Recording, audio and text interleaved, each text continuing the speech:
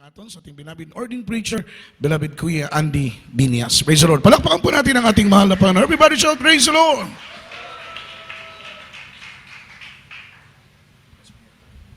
God bless you, the beloved preacher Juju Abad. Everybody say, praise the Lord. Praise the Lord. Taas yung kamay, manalangin tayo. Opo, dakilang Diyos, ang mamanal, maraming salamat. Sa dakilang pagkataon, bigla mo sa amin sa araw na to, na kami gidala mo rito sa iyong bahay-sambahan. Thank you so much, Lord, for the great privilege and opportunity given to us, Father Lord. Now you bring us here to worship you and praise you and give you thanks for all the goodness, the love, the mercy, protection you have given to us, Father. Thank you so much. That you bless every part of thy service from joyful soul. The song of the choirs, jingles, adults, finest, at children. Hanggang sa oras na to, Lord, pinagpapala mo kami. Mga salita na pakinggan mga matutuo. At yung mga pagbibigay, Lord. Bless and win the humble servant. Deliver love and mercy, Britain, and sitting us out in this right now, Lord, to the first leading prayer of dearly beloved pastor with the Salmida, and sitting right now, Lord, in Jesus' name. Amen. Praise the Lord. Hallelujah. Balik sa ating lingkuranan naman. Everybody say, praise the Lord. So, first of all, the highest praise, glory, honor, thanksgiving, and majesty only to our loving God, our Son Savior, and I give double honor and respect to our dearly beloved noble evangelist. Will this tell me that the time prophet of our loving God, and you always remember and cherish the blessed memories and golden and precious teaching our beloved son, Pastor Lina Almeida, and all beloved their children, and the whole Almeida family, and I greet also my beloved wife, my children, my co-workers, my co-preachers, and to all of you, my dearest brothers and sisters in Christ, at sa ating mga webcast viewer. And ngayon, maraming salamat sa araw na ito pinagpala tayo. And we heard today just to commemorate and remembering the sacrifices and agony of our dearest loving God and dearest Jesus. Yun po ang inatawag na the Holy Supper, the Lord's Supper, and the Last Supper. Palakpakan po natin ang ating malapain. Everybody say, praise the Lord! Mga minamahal, atin ito ipangaral ulit. Dati pinangaral ko na ito po, iba naman yung sistema. Ngayon po, ipangaral natin what was the symbolism of the Last Supper. Its meaning and significance. Hindi na masabtan po natin, maintindihan. Amen? Kay Holy Supper ngayon natin. Bakit every last of Sunday of the month, ginagawa po natin ito? So, paano ito nag-symbolize sa atin? Kaya dito, ang ginatawag na Holy Supper, ay pareho lang to sila. Sa Biblia, makita mo the Lord's Supper, the Last Supper of the Lord, and then the Holy Supper. That is all the same meaning. Amen? Kaya ang title natin ngayon sa ating preaching, what was the symbolism of the Last Supper? Its meaning and significance.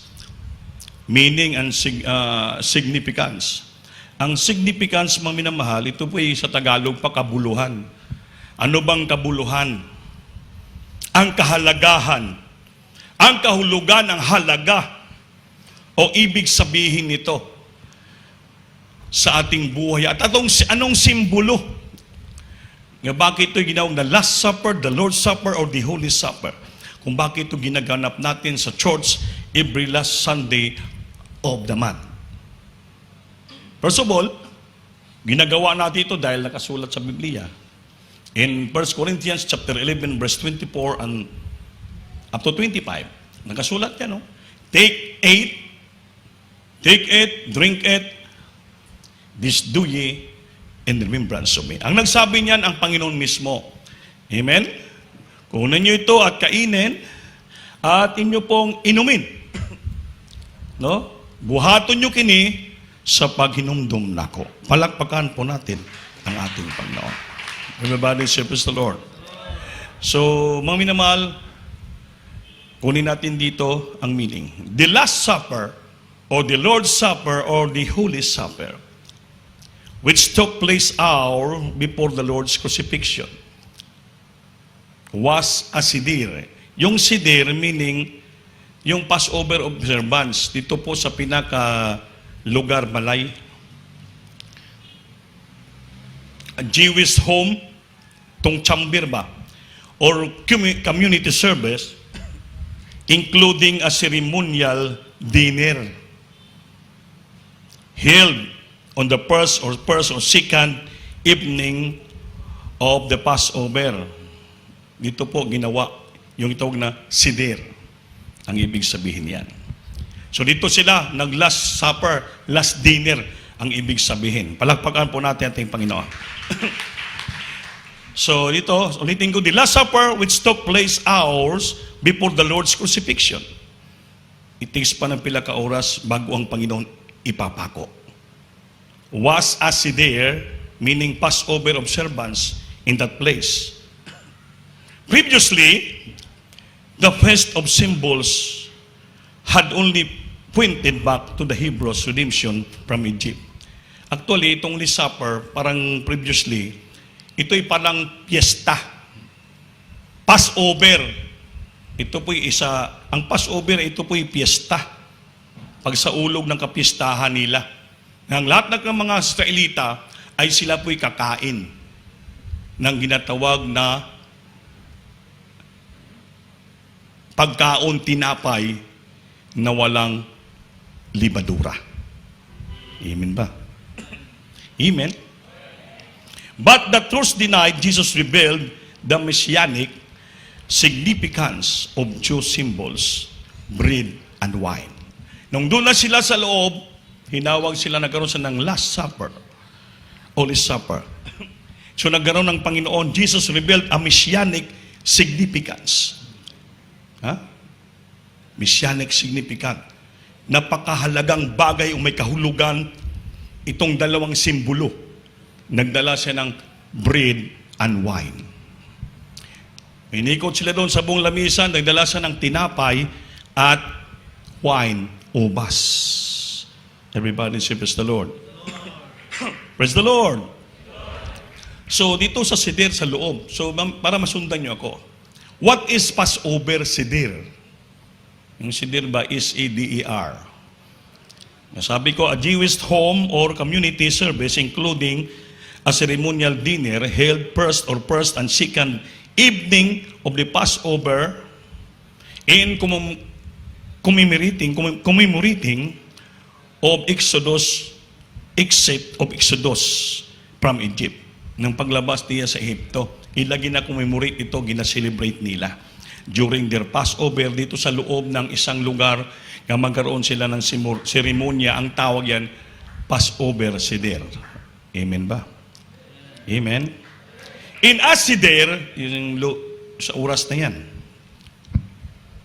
a cloth bag with separate compartments hold 3 sheets. May dala dito sila. Cloth bag with separate compartments, behold, parang lagayan, 3 sheets of matzo. Yung matzo, or ibig sabihin, tawag yan ay or unleavened bread. Matzo man ang tawag sila. Meaning unleavened bread.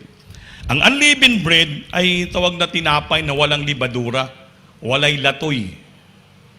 Linuto lang sa harina o tubig, pinurma, walang walang sugar, walang milk. Yan ang tawag. Walang libadura. Amen ba? The middle matzo, sa gitna daw ng matzo, libadura, unleavened bread, is removed and split, gitunga nila. And 1/2 is broken and distributed, gipanghatag sa mga apostoles. The other is wrapped, binalot, in a napkin, hidden, and brought back after it is found. Tinago lang nila yon. Siguro para sa Panginoon yun. Kaya ginagawa natin dito, binabalot. Yung mga tinapay ng... Anong binabalot natin? Foil, aluminum foil, para maging malinis. Kasi mga minimal, may meaning, ito symbol, may mga symbols ito eh. Yung tinapay. Then, ito po, the symbolism of bread in the Last Supper. Paminaw kayo. Ang simbolo ng tinapay sa Holy Supper o the Last Supper, ito po. Kaya biniak nila yung tinapay, breaking the bread, tinunga nila. And Jesus said, take it, this is my body. Amen? Distribute na sa ila. Bakibasa lang, Brad. Matthew chapter 26, verse 26.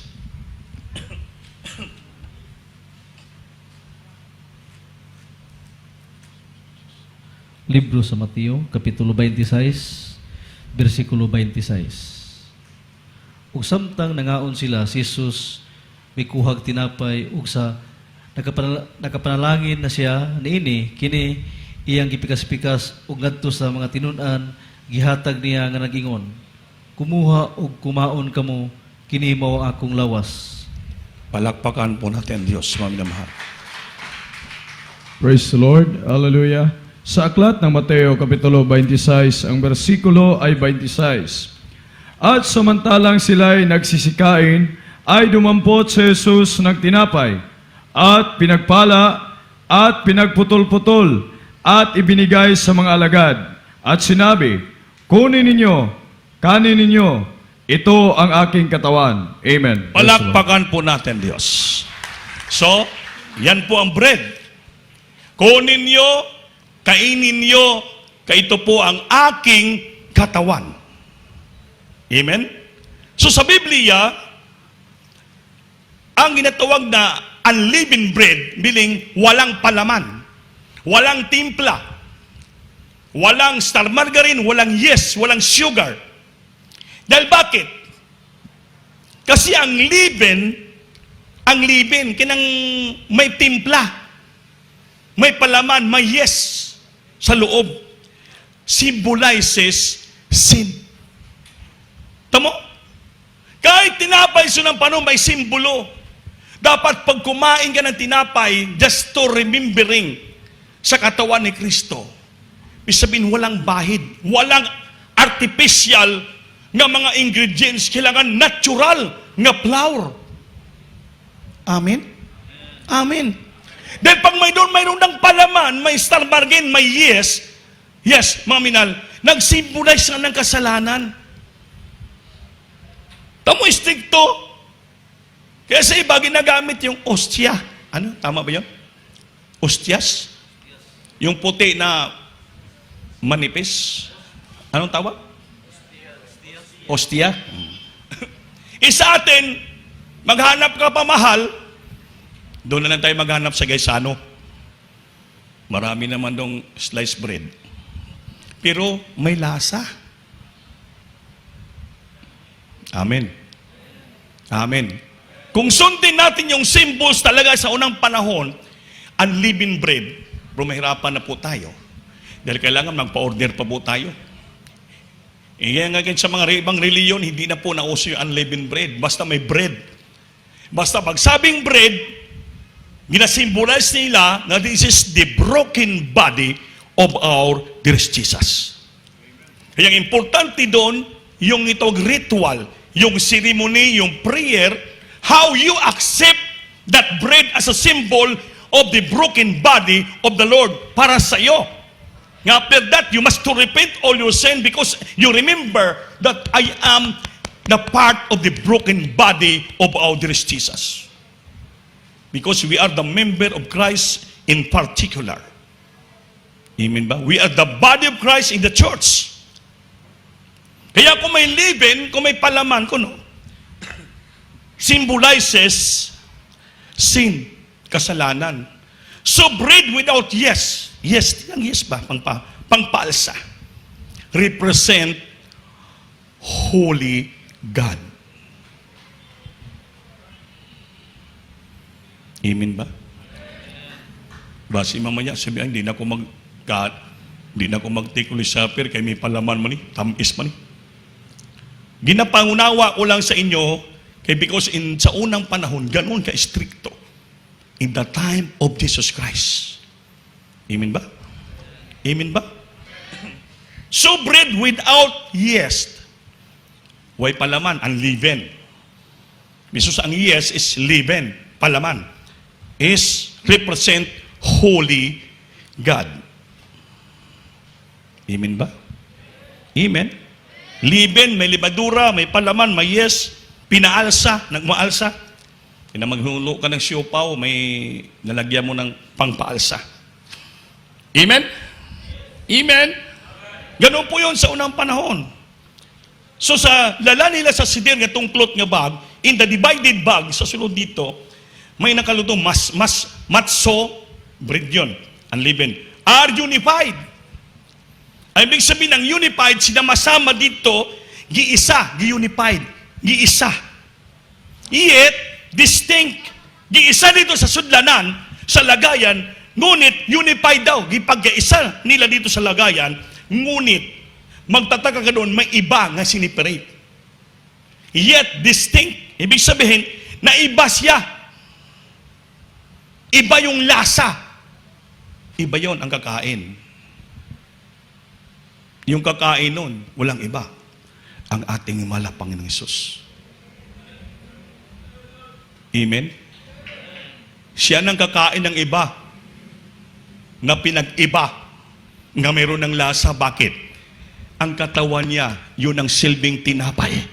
Kapag kainin nila na walang lasa, magkaroon ng lasa ang buhay nila. Bakit? Ang katawan ng Panginoon, yun ang sakripisyo ng buhay na krus sa kalban ng matay para na tayo mabuhay sa lupang ito.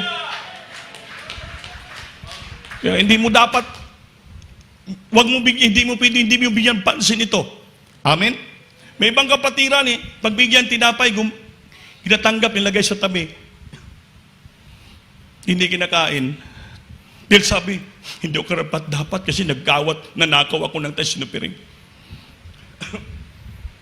Ikahapon ka lang naman nagnakaw. Ngayon, sumamba ka, biniyaran mo naman. So, tanggapin ka pa rin ng Diyos. Kung nagsisi ka. Amen. Amen. Kaya kung sa oras kayo nagsamba ka, nagtika ng Holy Supper, pero pag ikot ng offering cloth, hindi ka nagbigay, yun ang kasalanan. Kasi may nangyari dito, adult square natin sa Surigao City, adult square, mainit. Naghuli supper, ngunit, hindi nagbigay ng test ng offering. Makinig kayo. Kayong tinapay, sagrado yan. Symbolize the body of our loving God. Hindi po pala biro yun. Alam mo, pagtapos ng gawain, umuwi sa bahay nila. Pagdating sa bahay nila, yung aso nilang bagong panganak, pag ano niya sa hagdanan, paps! Kinagat siya. Tumalab ang ngipin. Gabi, wala na. Nanginig na. Hindi na makahinga. Malapit na mag-lock siya kayo umakyat yung ano. Ang ginawa habang may lakas pa siya, pumunta sa Pasol House. Hapon na, mga 4 o'clock na. Sorry. Beloved Upi, hindi ko maintindihan, ginagat ako ng aso. Sabi ko, may kasalanan ka. Alam ko kagad, baka hindi kayo nagbigay ng tension pa rin yun. Totoo yan. Sabi ko, magsisi ka ngayon at bayaran mo yung dinakaw mong tithes and offering. Bayaran mo, mangako ka. Sa Biblia, Leviticus chapter 27 verse 31. Leviticus 27:31, kaindli pakibasa. Para maintindihan natin, kasama ito sa essence of preaching. Because the Holy Supper, the bread is very important. Sagrado yan. Libro sa Levitico, Kapitulo 27, versikulo 31.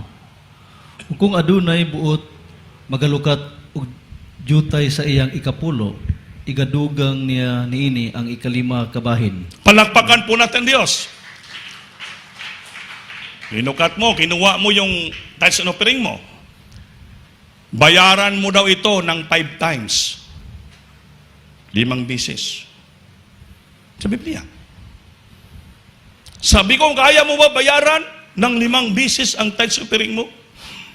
Labi dupi, alang-alang mapataw ng Diyos, galing ako, baka mamatay ako ngayon. Pag-pray natin. To the first prayer, beloved pastor, the end-time prophet, Lord, patawarin mo siya, give her another chance.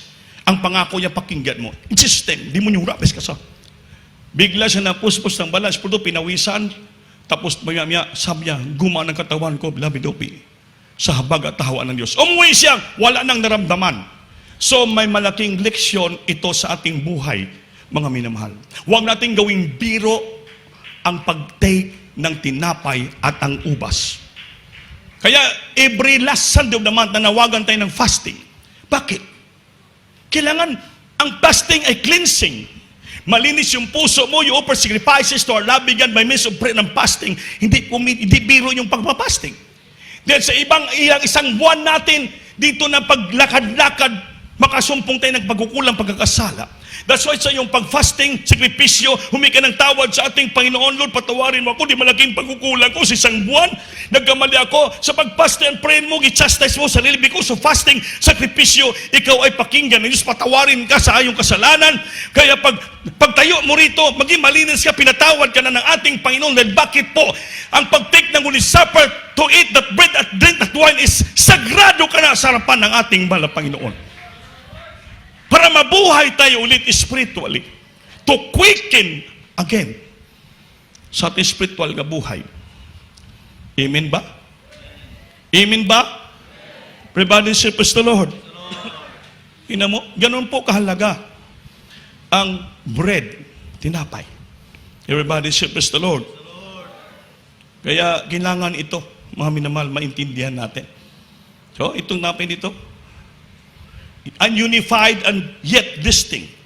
Pinag-isa, pero iniba, iba yung may lasa. Bakit nagsimbolo ito? That was the broken body, and was the broken and was broken for mankind. Nawasak ang katawan ng Panginoon dahil para sa buong sangkatauhan. Amen ba? Amen. Isaiah chapter 53 verse 5.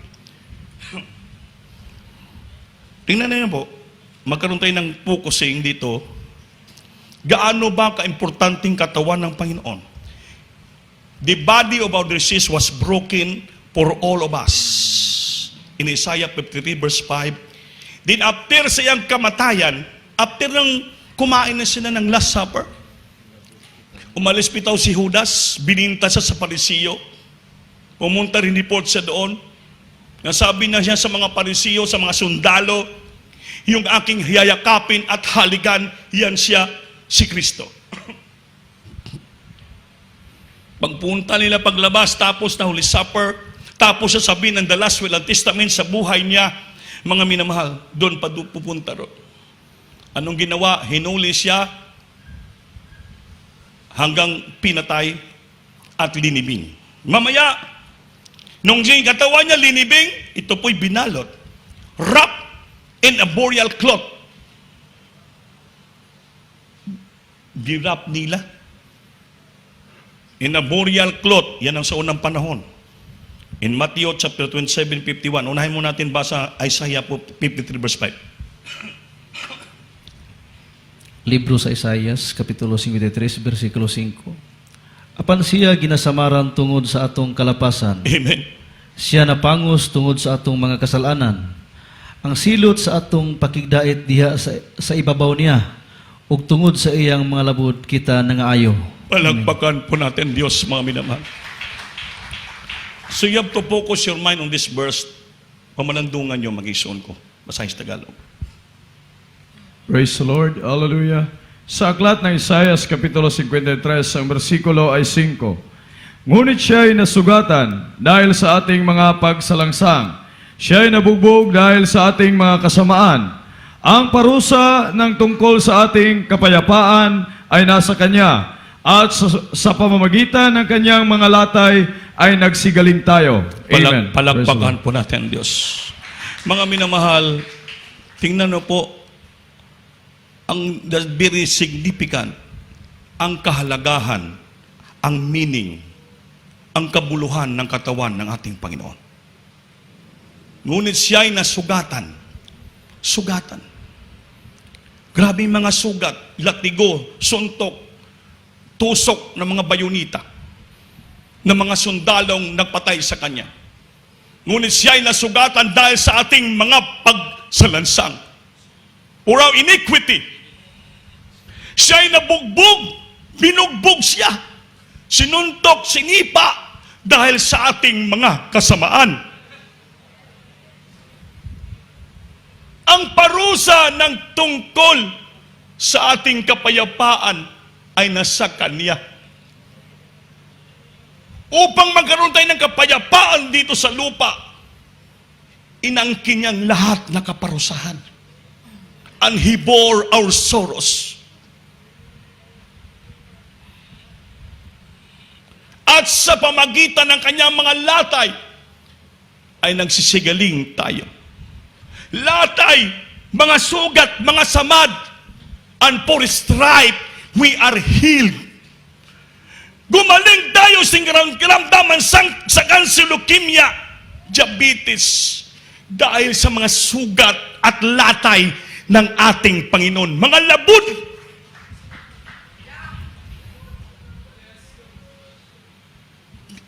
You have to open your mind. Titingnan mo yung katawan ng Panginoon. Labod, latay, sugat, samad, binugbog, sinuntok, sinipa siya ng mga tao, bugbog, sirado ang kanyang katawan, pinalusan ng graming parusa dahil sa kanyang kapayapaan natin. Gumaling tayo dahil sa kanyang mga latay. Nasugatan siya sa ating mga pagsasalansa. Kuminsan, ginabaliwala lang natin ito. Na tayo isa sa parte sa katawan ng ating Panginoon. We are one of the part of the body, the broken body of our dear Jesus. Gibatan niya ang lahat ng bagay, grabe na sugatan siya. Binugbog siya, linatigo sa sinipa siya. Maraming labod, sugat ang kanyang katawan, mga hiwa na mga bayonita. Latigo. Ngunit diyan tayo gumaling sa ating karamdaman. Dinata niya ang kapayapaan sa ating puso't isipan. Tapos minsan pag mag-ikot na dyan yung tinapay nga maliit, tinatanggap mo, ngunit tinatapon mo, ginabaliwala mo lang. Hindi mo kinakain. Sibin ayaw mo maging pakaparte ng katawan ng Panginoon na nadurog sa krus ng Kalbaryo. Na ngayon pinagpala tayo, gumaling tayo sa ating karamdaman, binago ang buhay natin, pinagpala tayo. Sa mga oras sa ito sagrado, ginabaliwala mo lang.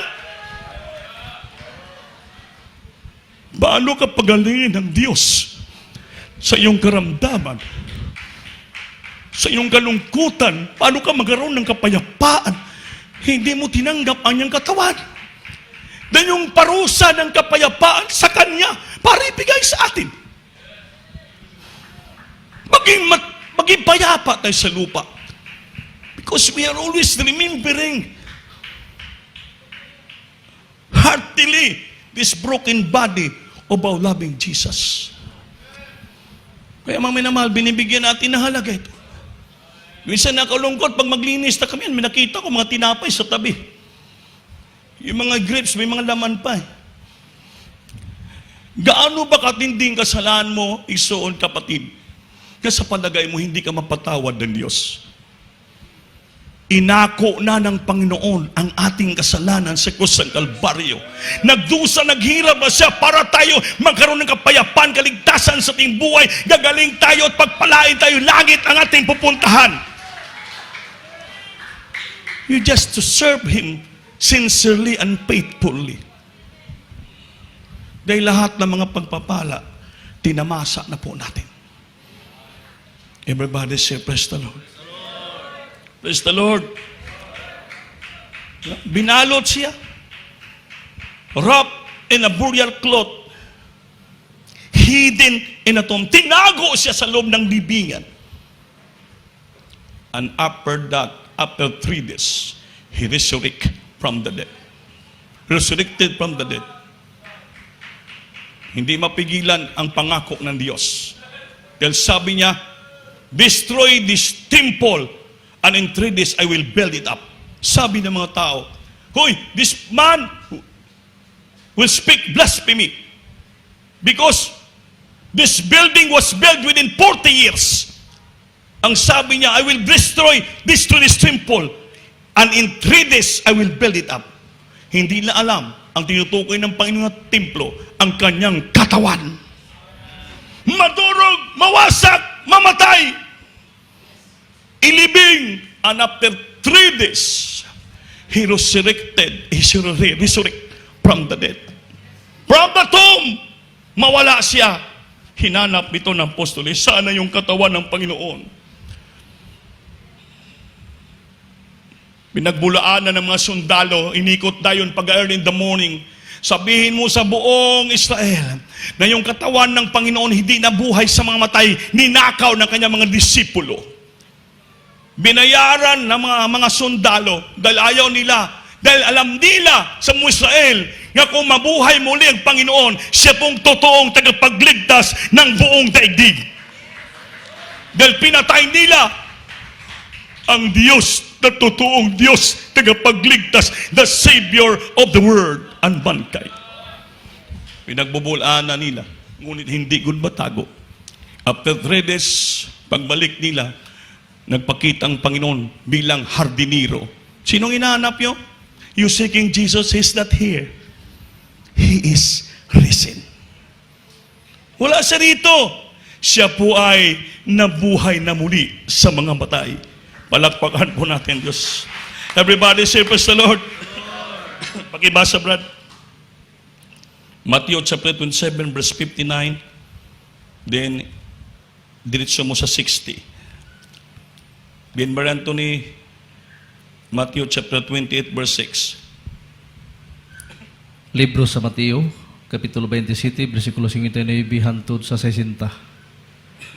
Ug gikuha ni Jose ang lawas ug gilimisan niya kini sa malinis nga panaptong lino, 60. Ug gipahimutang niya kini sa sulod sa iyang bag-ong lubnganan nga kinulukob niya diha sa kilid sa pangpang ug iyang giligid ang usa ka dakong bato ug gisap-ong kini sa pultahan sa lubnganan ug unya mipahawa siya. Amen. Praise the Lord. Hallelujah. Sa aklat ng Mateo Kapitulo 28, ang bersikulo ay 6. Siya'y wala rito, sapagkat siya'y nagbangon. Ayon sa sinabi niya, magsiparito kayo, tignan ninyo ang dakong kinalagyan ng Panginoon. Amen. Praise the Lord. Palakpakan po natin, Diyos. Amen. Kinuha sa niyo si binalot na malinis na cloth at linibing doon sa pinakasulok sa tabi. Hidden in the tomb. Tinago siya. Pinakuha pa yung batong, malaking bato, tinabon doon. Tinago talaga yung katawan ng Panginoon nung wala makakuha. Sinubukan ng mga poses kung totoo talaga ang pangako ng Panginoon after 3 days, mabuhay siya muli sa mga matay. Tinabunan nila ng bato. Totoo ang pangako ng ating mahal na Panginoon. Kaya kung hindi nabuhay muling Diyos sa mga minatay, wala tayong kaligtasan hanggang ngayon. We are all men miserable if our dear Jesus was not risen in the dead. Ngunit may pangako sa 26, ang Panginoon ay nabuhay ulit sa mga minatay. He is not here, but He is risen. Lumapit kayo, titingnan nyo yung lubnganan, libingan, wala nang laman. Yung nagsalita na yon na tao, siya mismo ang ating Panginoon, the first appearance of our Lord, siya mga disipulo apostoles. Hinanap nyo ba si Jesus? He's not here, but He is risen. Come and see, unlock the tomb. Wala kayo makita. Hindi na alam. Yung nagsalita sa harapan, ang Panginoon pala na tagapagligtas. Palakpakan natin, Diyos.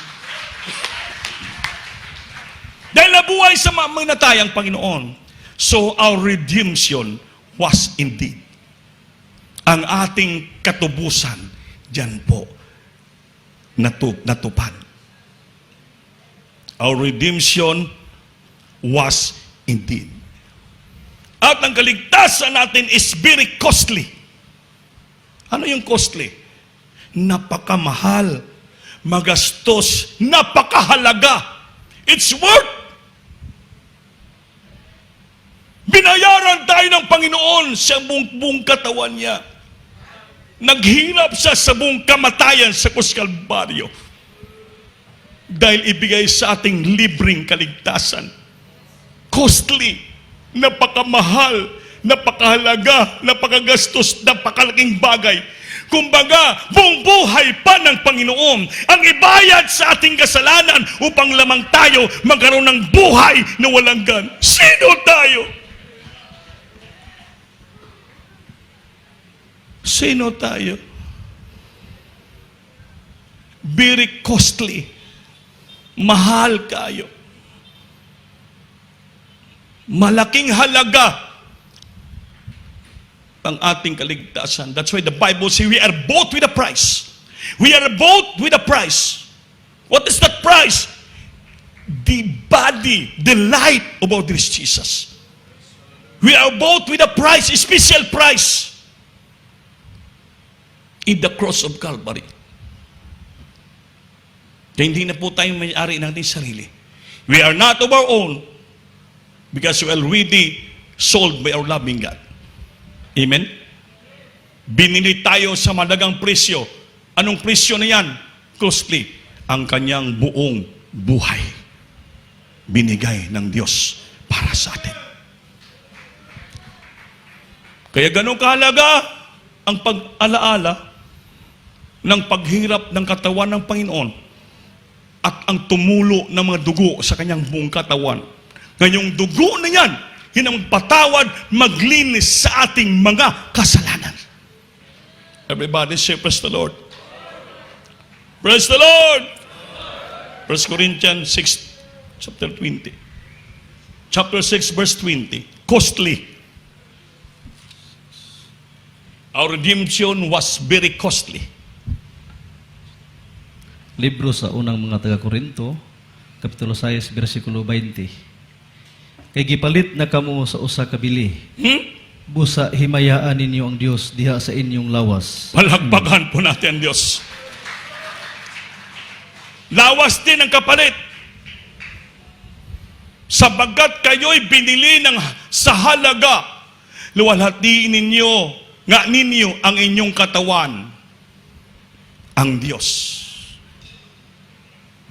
Sapagkat kayo'y binili sa halaga, luwalhatiin ninyo ang inyong katawan, ang Diyos. Luwalhatiin ng inyong katawan, ang Diyos. Amen? Sa Bisaya pa? Himayaa.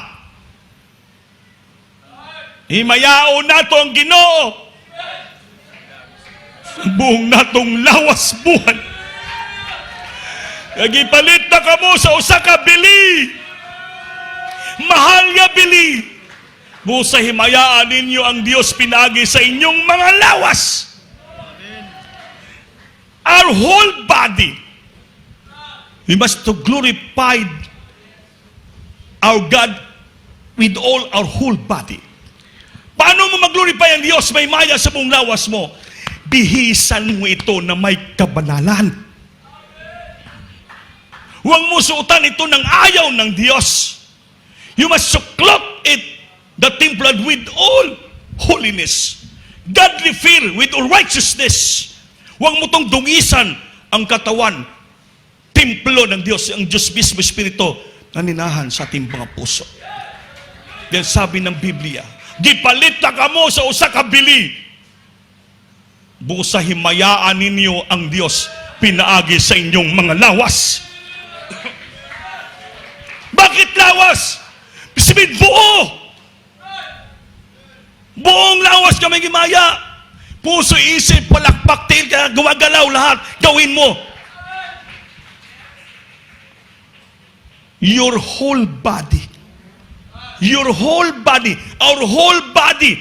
Ito po mag-glorify sa ating mahal na Panginoon. Ulo, mata, ilong, 5 senses, hanggang sa puso, pababa, kamay, paa, lahat gawin mo yan. Yun pong iluwalhati natin sa Panginoon. Our redemption is very costly. Binili tayo ng mahalagang presyo. Kaya purihin natin, paglingkuran natin Diyos ng buong katawan natin. Dahil katawan din ng Panginoon ang kapalit sa atin. Kaya buong katawan din natin ang ating ibigay sa ating pinakamamahal na Panginoon. Everybody say praise the Lord. Minsan di tayo makapalakpak. Yung kamay, kaparte ng katawan. Di tayo maka-amen. Di tayo maka-praise the Lord. Di tayo makababli, makalukso. Ngayong paa natin, parte ng katawan. Yung paa, kamay natin, parte ng katawan. Yung puso, parte ng katawan. Lahat ito, the whole body, all the members of the body, this is one body. Member ito. Minsan yung bibig natin, sige lang tigom ba? Amen! Praise the Lord! Amen. Palakpak! Hawoy naman, Brad. Amen. Babling! So mga minamahal, pinapaliwanag natin to. Ano ba yung ating maibigay sa Diyos? In return for our service to our loving God. Dito pinanawa sa atin. Gipalit na kamo ng usa ka bili, busay mayaan ninyo ang Diyos, pinaagi sa inyong buong lawas. Palakpakan po natin Diyos. Everybody say praise the Lord. So, gaano ka-importante pag maintindihan tayo itong Holy Supper. That is the bread, the symbolism of bread in the Last Supper. Dito tayo sa last.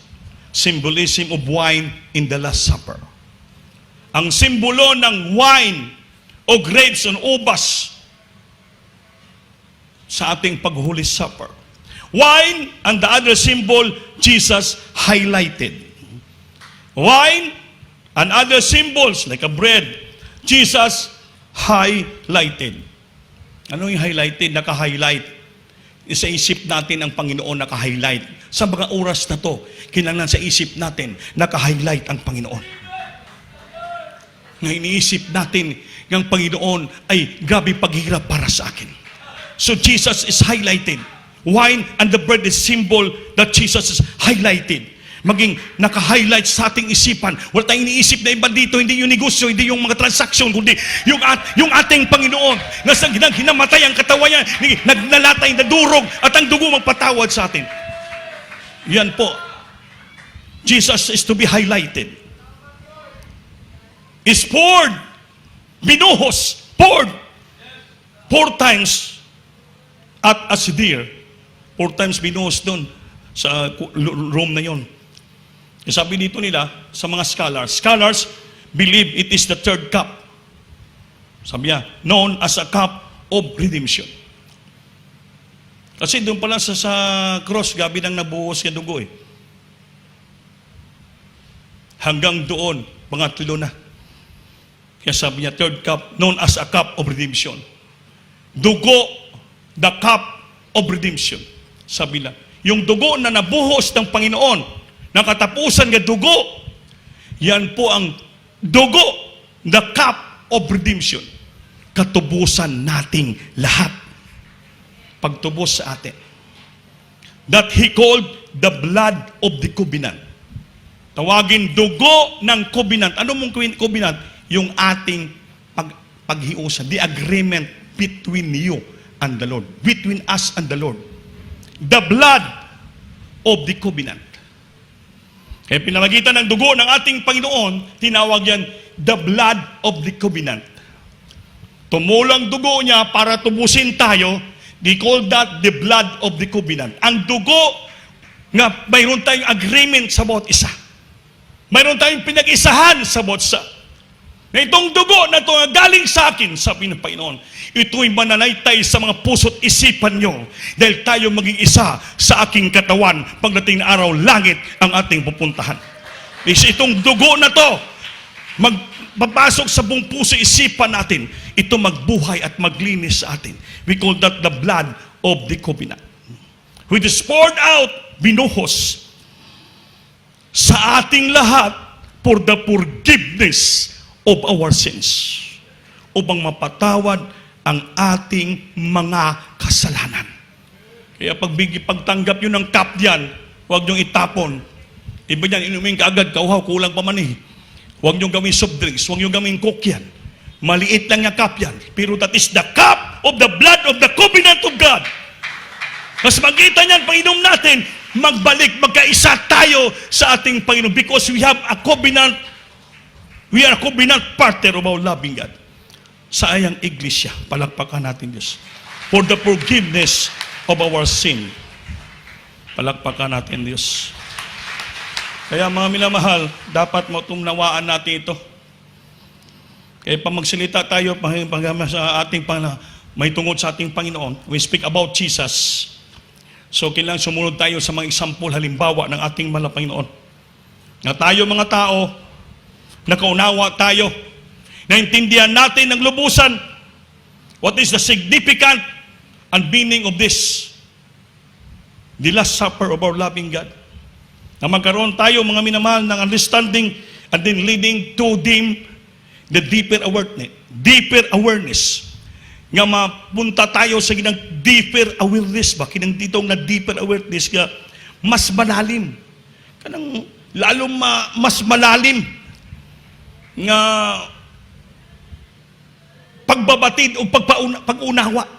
Ma-aware tayo sa ginagawa natin sa iglesia. Deeper, leading to deeper awareness. Mas malalim pa. Amen? Malalim ta nga pagkakaunawa o pagbabatid. Having knowledge of more than masamintindihan pa natin. Then after that, naunawaan na natin. So your next move is to take communion. Amen? Inunawaan mo naman. So, as you next take communion. Anong communion? Yun. Pag-take natin, communion ang tawag yan. Sa mga communion ka, salita tayo, ilagay mo na sa isipan mo. You have to look back on what Christ did for you. Look back. Look back on what Christ did for you. Titingnan mo, ibalik mo sa likod mo. Ano bang ginawa ng Panginoon sa aking buhay? Ang sabi ng mga pastor nga, think it one by one, all the blessing that you receive from the Lord. Look back on what Christ did for you. Sipin mo yan. Then look forward to His return. Titingnan mo rin sa unahan ang kanyang malapit ang pagbalik. At alalahanin mo, in the time of Passover, na doon ang Panginoon, na pinaliwanag niya ang kanyang katapusan na kamatayan. Palakpakan natin ang Panginoon. Kaya mga minamahal, sabi dito, symbolism of commitment in the Last Supper. Commitment naman ito. Ano yung commitment? Pangako. The spirit of sincere and steadfast fixity of your purpose. Fixity. Yung fix ba? Straight of sincerity. Straight ba? Hiwa. Adaanan ng simong sinseridad. Simong steadfast nga pagpangalagad. Fixity. Nga kailangan wala ka ng on purpose of your life. Gawin ko na, Lord, paglingkuran na kita. Bahala, ano na mangyari? Naging fixity, fix ang imong isipan of your purpose while you are here. Habang komunyon ka. commitment. Pangako mo sa Diyos. Magkaroon ka ng commitment. Habang nag-Holy Supper ka, magkaroon ka ng commitment. Upang diya maramdaman mo that Jesus' blood cleanses us of our sin. Maramdaman natin, tumutulong luha natin, naramdaman mo na ng dugo ni Kristo naglilinis na pala, nagpapatawan ng ating mga kasalanan, tumutulong ating mga luha, mga minamahal, nadadama na natin ang presensya ng ating mahal na Panginoon. Pagkaroon ka ng tamang consecration sa ating buhay, mga minamahal. Dahil importante itong komunyon. The Lord's Supper is also a time to be in communion. Ang communion, pag-iusa, mga minamahal sa ating Panginoon, hindi lamang sa Diyos, kundi sa bawat isa sa atin na niligtas ng ating Panginoon in the past and present na mga kapatiran, malaala po natin. Kaya nakakabless yung kapatiran, 20 years na backslide, binalik ng ating Panginoon. This is your time of communion. Binalik ka ng ating Panginoon. From 20 years. Ngawin nala ka ngayon, na-revive ka. Napakaswerte mo, sister. Kayo in times of communion, connected not only with the Lord who saved us, but also with past and present believers. Nag-iusa tayo. Among members of God's family, we are God's family. And we find comfort and support para sa atin in the church. Kaya itong na Lord's Supper, the Last Supper, it is a good time to stop. Mag-quiet time tayo. Kumbaga sa Bisaya, maghinuktok muna tayo.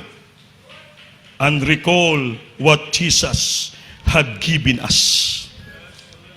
You must partake that bread and wine solemnly and gratefully. Anong solemnly? Solemn tayo. Concentrated ka. Then, ano yun? Gratefully. Anong gratefully? Mapasalamaton ka sa ating mahal. Mamina, I know na inintindihan natin gaano kahalaga. Symbolism, the Last Supper, na meaning significance in the Bible. Sino tayo? To be a part of the body, of broken body of the Lord. Na tayo patawarin niya kanyang dugo, mga binamahal. Habang umaaway tayo ng landas ng pagdurusa, landas ng pagdurusa ng Panginoon sa Kalbaryo. Dabahin natin, alala, look back what the Lord did for you, and look back what the Lord gave it to you.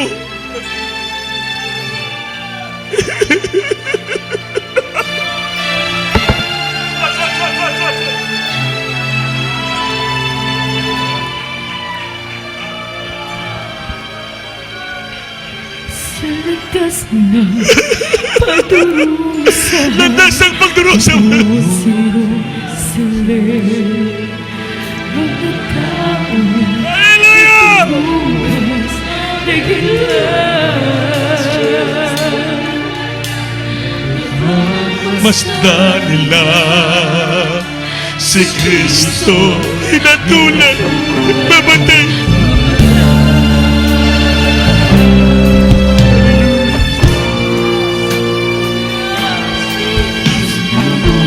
Alalahanin niyo ang mabuting bagay binigay ng Diyos sa atin.